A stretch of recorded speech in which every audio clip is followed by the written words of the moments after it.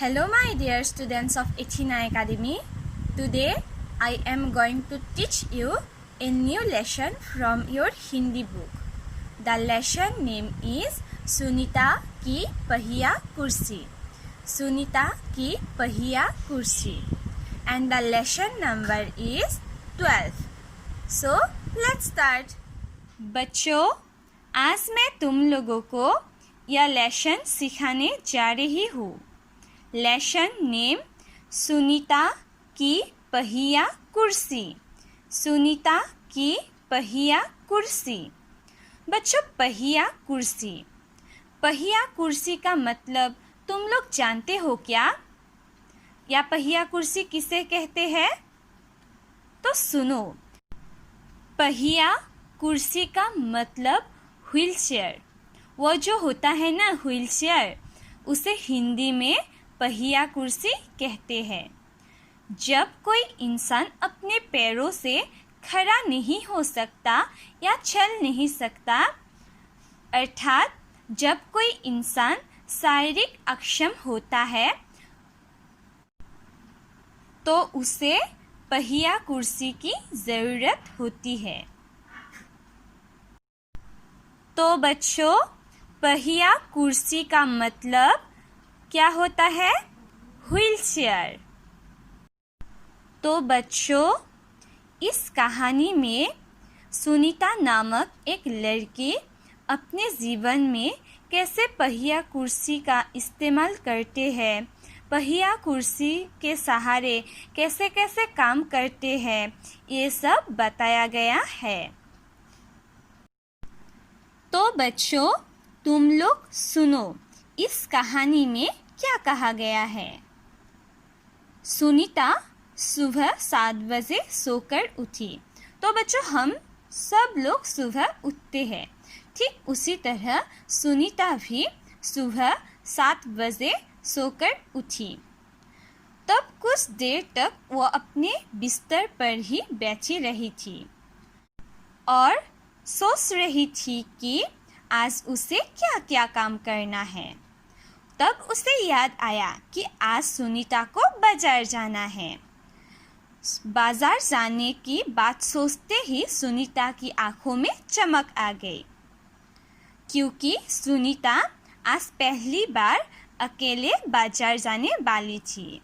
इसलिए सुनीता की आंखों में चमक आ गई थी. तब सुनीता ने अपने टांगों को हाथ से पकड़कर खींचा और उन्हें पलंग से नीचे की ओर लटका दिया था. फिर सुनीता पलंग का सहारा लेती हुई अपनी पहिया कुर्सी तक बढ़ी. सुनीता चलने फिरने के लिए पहिया कुर्सी की मदद लेती है. तो बच्चों, मैंने तुम लोगों को अभी कहा है, पहिया कुर्सी कौन इस्तेमाल करता है?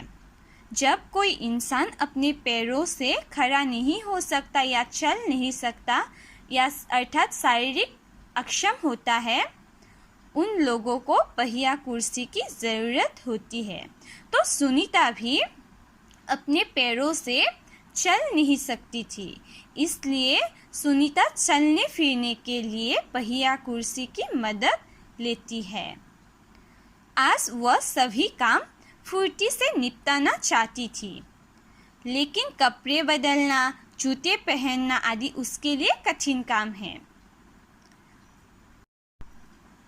तो बच्चों, तुम लोग जानते हो, जब कोई इंसान शारीरिक अक्षम होता है, तो उन लोगों को काम करना कठिन होता है.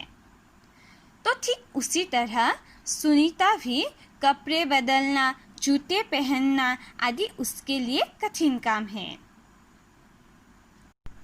पर सुनीता अपने रोजाना काम करने के लिए स्वयं कोई तरीके ढूंढ निकाले हैं. 8 बजे तक सुनीता नहा धोकर तैयार हो गई थी और सुनीता की माँ ने मेज पर नाश्ता लगा दिया था. तब सुनीता ने कहा, माँ, अचार की बोतल पकड़ना. तब माँ ने कहा, अलमारी में रखी है, ले लो। तब सुनीता खुद जाकर अचार ले आई। नाश्ता करते करते सुनीता ने माँ से पूछा, माँ, बाजार से क्या क्या लाना है? तब माँ ने कहा, 1 किलो चीनी, पर क्या तुम अकेले संभाल लोगे? तब सुनीता ने मुस्कुराते हुए कहा, पक्का। फिर सुनीता ने माँ से झोला और रुपए लिए और अपनी पहिया कुर्सी पर बैठकर वह बाजार की ओर चली। सुनीता को सड़क की जिंदगी देखने में बहुत मज़ा आता है। आज छुट्टी के दिन है, इसलिए सुनीता को हर जगह बच्चे खेलते हुए दिखाई दे रहे थे। सुनीता थोड़ी देर रुककर उन्हें रस्सी कूदते गेंद खेलते हुए देखती रही थी। वह थोड़ी देर उदास हो गई। वह भी उन बच्चों के साथ खेलना चाहती थी। तब सुनीता को खेल के मैदान में एक लड़की दिखी, जिसकी माँ उसे वापस लेने के लिए आई थी। दोनों एक दूसरे को टुकुर टुकुर देखने लगी थी। फिर थोड़ी देर बाद सुनीता को एक लड़का दिखा।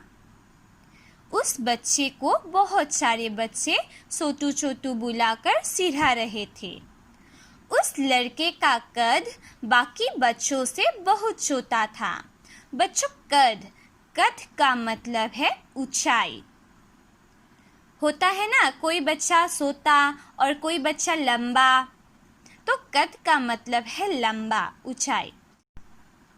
तो बच्चों, यहाँ पर एक बच्चा था जिसका कद बाकी बच्चों से बहुत छोटा था और इसलिए उस बच्चे को बहुत सारे बच्चे छोटू छोटू बुलाकर चिढ़ा रहा था। तब सुनीता को ये सब बिल्कुल अच्छा नहीं लगा था। फिर रास्ते में कई लोग सुनीता को देखकर मुस्कुराए, जबकि वह उन्हें जानती तक नहीं थी। पहले तो सुनीता मन ही मन बहुत खुश हुई थी, परंतु फिर सोचने लगी, ये सब लोग मेरी तरफ भला इस तरह से क्यों देख रहे हैं। फिर खेल के मैदान में जिस लड़की से सुनीता मिली थी, उसे दोबारा कपड़ों की दुकान के सामने खड़ी मिली थी। उस लड़की की माँ कुछ कपड़े देख रही थी। तब उस लड़की ने सुनीता से पूछा, तुम्हारे पास यह अजीब सी चीज क्या है? तब सुनीता जवाब देने लगी कि यह तो बस एक, परंतु उस लड़की की माँ ने गुस्से में आकर लड़की को सुनीता से दूर हटा दिया था। तो बच्चों, सुनीता जवाब देने ही वाली थी, लेकिन उस लड़की की माँ गुस्से में आकर लड़की को सुनीता से दूर हटा दिया। तब उस लड़की की माँ ने लड़की से कहा, इस तरह का सवाल नहीं पूछना चाहिए फरीदा, अच्छा नहीं लगता। तब सुनीता ने दुखी होकर कहा, मैं दूसरे बच्चों से अलग नहीं हूँ। उसे फरीदा की माँ का व्यवहार समझ में नहीं आया था। अंत में सुनीता बाजार पहुँच गई। दुकान में घुसने के लिए उसे सीढ़ियों पर चढ़ना था। उसके लिए यह कर पाना बहुत ही मुश्किल था। आसपास के सब लोग जल्दी में थे, किसी ने उसकी तरफ ध्यान नहीं दिया। तो बच्चों, अंत में सुनीता बाजार पहुंच गई थी।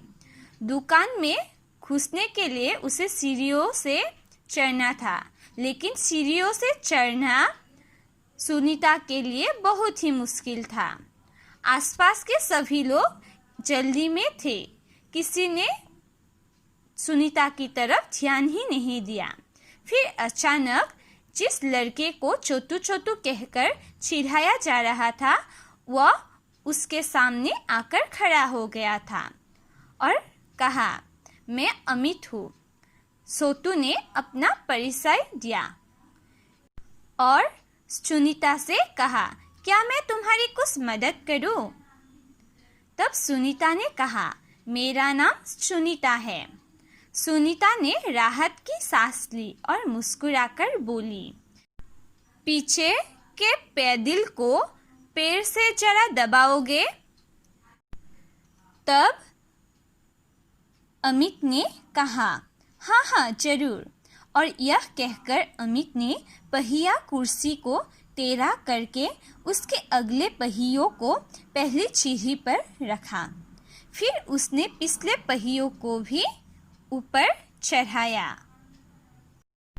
तब सुनीता ने अमित को धन्यवाद दिया और कहा, अब मैं दुकान तक खुद पहुंच सकती हूँ। फिर सुनीता दुकान में पहुंचकर 1 किलो चीनी मांगी। दुकानदार ने उसे देखकर मुस्कुराया। सुनीता ने चीनी की थैली पकड़ने के लिए उसने हाथ आगे बढ़ाया ही था कि दुकानदार ने थैली उसकी गोदी में रख दी। तब सुनीता ने गुस्से से कहा, मैं भी दूसरों की तरह खुद अपने आप सामान ले सकती हूँ। सुनीता को दुकानदार का व्यवहार बिल्कुल अच्छा नहीं लगा। चीनी लेकर सुनीता और अमित बाहर निकले। तब सुनीता ने कहा, लोग मेरे साथ ऐसा व्यवहार क्यों करते हैं जैसे मैं कोई अजीबोगरीब लड़की हूँ। तब अमित ने कहा, शायद तुम्हारी पहिया कुर्सी के कारण ही वे ऐसा व्यवहार करते हैं। तब सुनीता ने अमित की यह बात सुनकर कहा, पर इस कुर्सी में भला ऐसी क्या खास बात है? मैं तो बचपन से ही इस पर बैठकर इसे चलाती हूँ। तब अमित ने सुनीता से पूछा, पर तुम इस पर क्यों बैठती हो? तब सुनीता ने कहा, मैं अपने पैरों से चल नहीं सकती। इस पहिया कुर्सी के पहियों को घुमाकर ही मैं चल फिर पाती हूँ, लेकिन फिर भी मैं दूसरे बच्चों से अलग नहीं हूँ। मैं वे सारे काम कर सकती हूँ जो दूसरे बच्चे कर सकते हैं। तब अमित ने सुनीता की यह बात सुनकर अपना सिर ना में हिलाया और कहा, मैं भी वे सारे काम कर सकता हूँ जो दूसरे बच्चे कर सकते हैं, पर मैं भी दूसरे बच्चों से अलग हूँ। इसी तरह तुम भी अलग हो। अमित की यह बात सुनकर सुनीता ने कहा, नहीं, हम दोनों दूसरे बच्चों जैसे ही हैं। फिर अमित ने दोबारा अपना सिर ना में हिलाया और कहा, देखो, तुम पहिया कुर्सी पर बैठकर चलती हो। मेरा कद बहुत छोटा है। हम दोनों ही बाकी लोगों से अलग हैं। तब अमित की यह बात सुनकर सुनीता कुछ सोचने लगी। उसने अपने पहिया कुर्सी आगे की ओर खिसकाई। अमित भी उसके साथ साथ चलने लगा। फिर सड़क पार करते समय सुनीता को फरीदा फिर नजर आई। इस बार फरीदा ने सुनीता से कोई सवाल नहीं पूछा था। अमित झट से सुनीता की पहिया कुर्सी के पीछे चढ़ गया। फिर दोनों पहिया कुर्सी पर सवार होकर तेजी से सड़क पर आगे बढ़े। फरीदा भी उनके साथ साथ दौड़ी। इस बार भी लोगों ने उन्हें घूरा, परंतु अब सुनीता को उनकी परवाह नहीं थी। तो बच्चों, हमने इस लेसन से क्या सीखा है? जब कोई इंसान शारीरिक अक्षम होता है तो हमें उन लोगों को घूरकर नहीं देखना चाहिए या चिढ़ाना नहीं चाहिए। जब हम लोग उन लोगों को घूरकर देखते हैं या चिढ़ा रहे होंगे तो उन्हें क्या लगता है, बुरा लगता है। तो हमें कभी भी जब कोई इंसान शारीरिक अक्षम होता है तो हमें कभी भी चिढ़ाना नहीं चाहिए। तो बच्चों, आज मैंने तुम लोगों को यह लेसन सिखाया है। अब तुम लोग इस लेसन को अपने घर में पढ़ो और पढ़ने के बाद कुछ डिफ़िकल्टी पाते हो तो मुझे फ़ोन करो।